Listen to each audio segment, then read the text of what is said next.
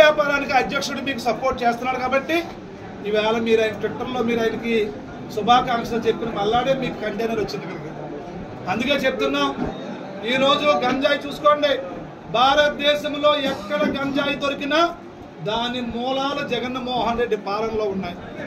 అలాగే ఈ భారతదేశంలో డ్రగ్స్ అన్ని కూడా ఈవేళ ఒకప్పుడు పెద్ద పెద్ద పట్టణాలకి డ్రగ్స్ ఉంటాయి. హైదరాబాదు, బొంబాయి, మద్రాసు లాంటి, కలకత్తా, ఢిల్లీ లాంటి పెద్ద పెద్ద పట్టణాల్లో, బెంగళూరులో మాత్రమే ఈ డ్రగ్స్ అందుబాటులో ఉండి, కానీ ఇప్పుడు ఆంధ్రప్రదేశ్లో పల్లెటూరులో ఉన్న కిల్లీ కొట్లో కూడా గంజాయి దొరుకుతుంది, డ్రగ్స్ దొరుకుతున్నాయి. దీనికి కారణం ఈ జగన్మోహన్ రెడ్డి అనుచరులు, ఈ దుర్మార్గులు దోపిడీనే ప్రధాన ఎజెండాగా పెట్టుకుని ప్రజల ఆరోగ్యం ఏమైతే మాకెందుకు, ఎవడు ఏమైతే మాకెందుకు, మాకు డబ్బు రావాలా, డబ్బు కావాలా, డబ్బు కావాలని చెప్పి ఈరోజు 5 సంవత్సరాల పాలనలో ఆంధ్రప్రదేశ్ని డ్రగ్ రాష్ట్రంగా, గంజాయి రాష్ట్రంగా, చీప్ లిక్కర్ రాష్ట్రంగా తయారు చేసి పేదల రక్తాన్ని మీరు పీల్చిన పాపం 50 రోజుల్లో మిమ్మల్ని లాగి పెట్టి ఓటుతో కొట్టబోతుంది.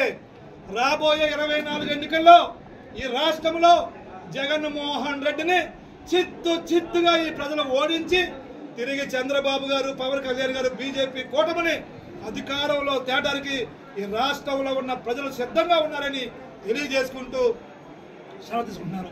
జై చంద్రబాబు నాయుడు, జై పవన్ కళ్యాణ్, జై లోకేష్, జై మోడీ.